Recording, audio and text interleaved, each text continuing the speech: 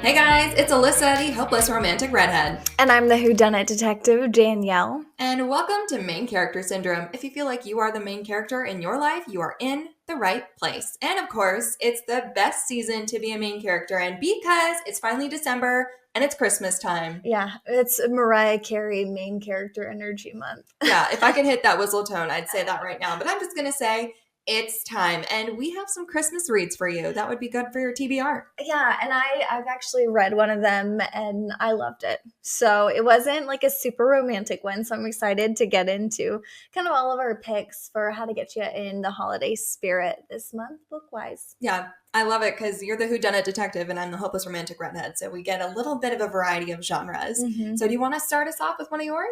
Okay, so the one that I just read, it's called Big Lights, Big Christmas by Mary Kay Andrews.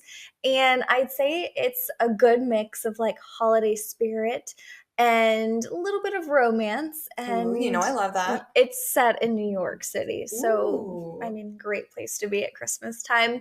There's this girl, Carrie, and she leaves every like late fall the family's Christmas tree farm in North Carolina to head up to New York City to sell these Christmas trees with her brother and the dog. And they live in this like little mini trailer in this really cute neighborhood in basically Manhattan.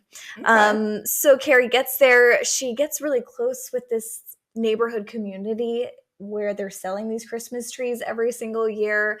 And of course, there's this guy named Patrick, a little complicated between her and him. He's a single dad raising this son named Austin, who is so sweet, so cute. Their chemistry is undeniable. But then also it's a little messy because he lives there and she's from North Carolina. And then also there's this sweet old man who was like helping Carrie with her paintings that she's doing, and someone goes missing. And of course. Yep. I knew there was going to be a mystery twist here with you. Yeah, someone goes missing, and so Carrie and the team, they all kind of come together to find this person. It's said to be filled with family ties, both rekindled and new, and sparkling with Christmas magic. Bright lights, Big Christmas delivers everything Mary Kay Andrew fans adore, all tied up in a hilarious, romantic gem of a novel. I will say, I mean, they say hilarious. It wasn't like, I wouldn't describe it as hilarious, but it had some humor in it as well. I'd say it's a Christmas book for those who like just a little bit of romance, but not kind of this spice, which is me, I don't have a cold heart. No, but you really love don't romance, like spice. But yeah, spice makes me a little uncomfortable. Had some minor suspense, and I kind of had that feeling that I couldn't stop reading until things were resolved. So yeah, that's definitely what you want in a good book. The brother was super annoying, but almost like a Scrooge character. So you're kind of like trying to tie some of these characters to classic books. And I definitely recommend it. I would say I'd give it about a 4 out of 5 stars. Okay. All right. That's pretty good. 5 out of 5 stars, or like even 4.5 is like really high for me. Yeah, I was going to say, you're pretty picky with your books. Yeah. How about you? Okay, so I have quite the stack here. Yeah, you do. A couple good ones here. This one is called The Holiday Honeymoon Switch. It's really interesting, the premise. So it tells the story of best friends Holly and Ivy. They decide to swap vacation plans after Holly's fiance dumps her right before their wedding. Holly takes Ivy's planned Hawaiian honeymoon instead to escape the heartbreak, while Ivy retreats to Holly's rented cabin in the Hudson Valley to heal, where both unexpectedly find romance with local men, leading to a Christmas filled with unexpected love and self-discovery. There's a movie just like that. Yeah, I was going to say, it sounds like a Hallmark movie. It sounds like something I've seen before. It wasn't a Hallmark movie. It was actually a really big movie with, I believe, Cameron Diaz and the woman who plays in Titanic. Oh, there's a couple. I know what you're thinking. There's another one with Mila Kunis in it. Really? I haven't seen that one. Yeah, there's a couple where the guy is the one that got stood up before their wedding. But yeah, so this one's by Julia McKay, and it's like, 300 pages, 330 pages. It's easy. It's a cute little Christmas read. When your family's really annoying you, you've got a book to read to make you a little happy. Yeah, and the friends are like found family, best friends. They're helping each other through a rough time, and then they find some romance, which, I love that. You love that. Mm-hmm. I like just a little.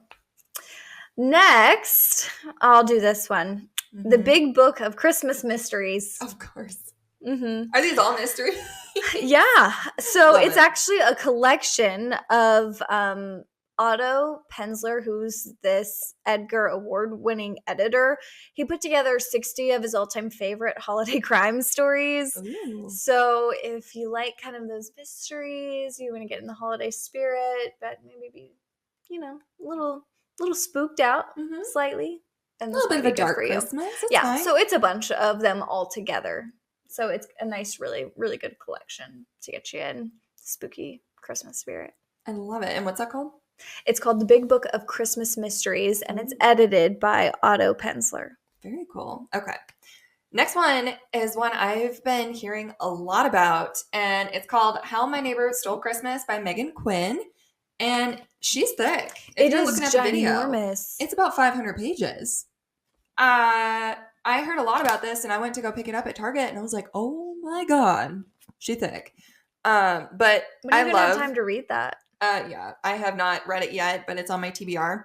But I have heard so much about this book.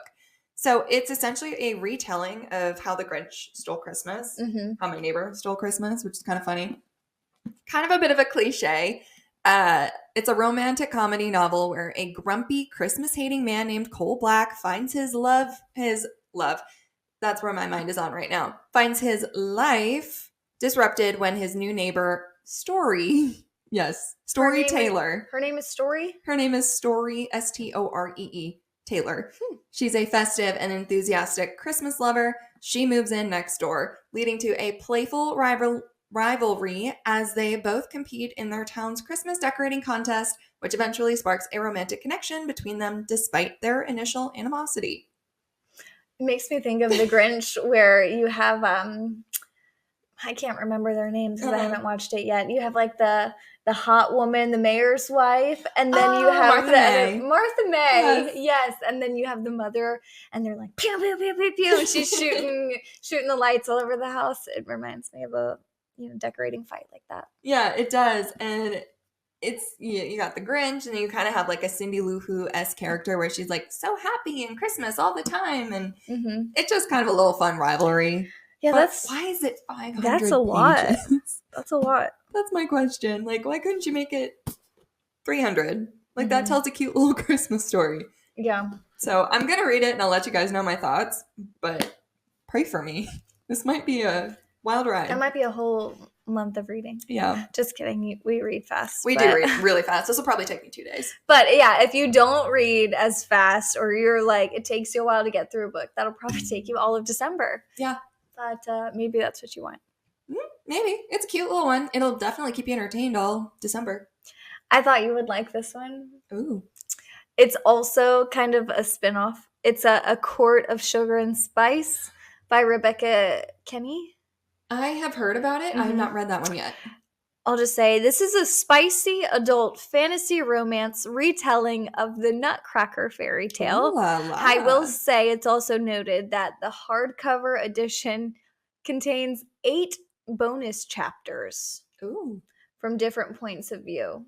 Interesting. So if you are going to purchase it, make sure you get the hardcover one so you can get those. That's almost worth it for the price, because I know paperback is always cheaper than the hardcover, but that's almost worth it. Yeah, I'd say so.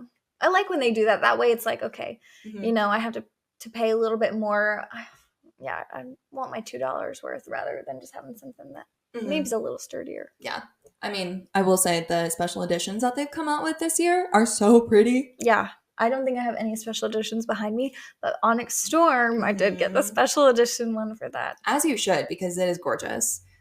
Speaking of A Court of Frost and Starlight with Sarah J. Maas in the ACOTAR series is Christmassy themed. Yeah. So if you want to go back to ACOTAR and reminisce with the characters, Court of Frost and Starlight is a cute little short novella, and it's really Christmassy.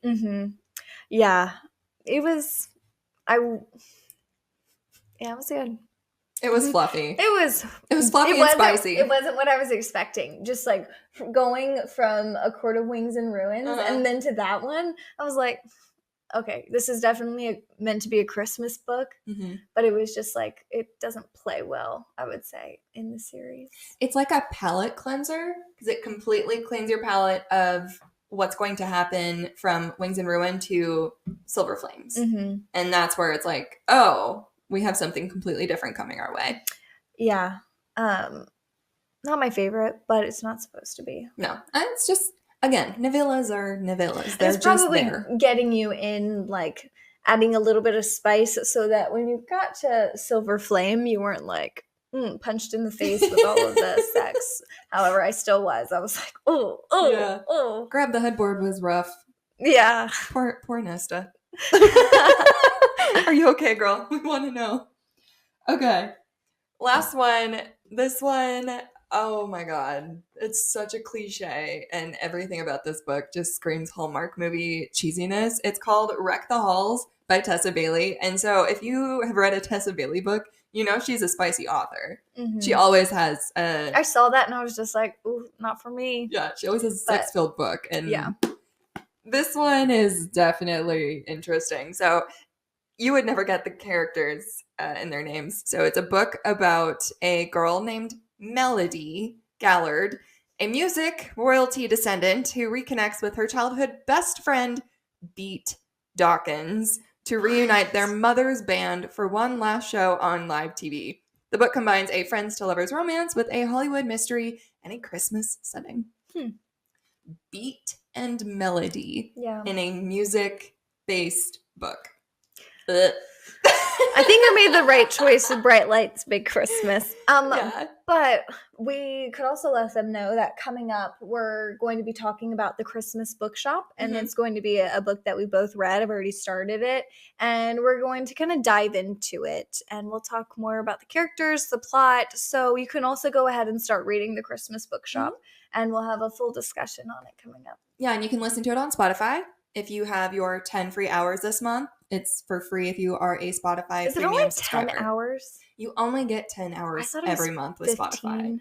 Yeah, I ran out. I was listening to it, and then all of a sudden it was like, you're done, girlfriend. I was like, dang. That's why anytime I get a book on Spotify Premium, I'm like, okay, if it's 15 hours, I don't want to start it and then have to wait a month to finish it. I've learned and that also, now. Sometimes I fall asleep reading the audiobooks or listening to the audiobooks, so I waste my hours. Yeah, actually, I do find myself reversing a bit because I'm multitasking.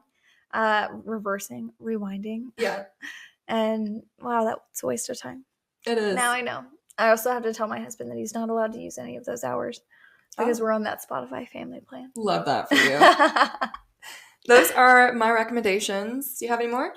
That's about it. I'm really excited to talk about the Christmas Bookshop, though. Yeah, it'll be really fun. It's a really cute book. I'm excited to start it. I know you've started it already. What do you think so far?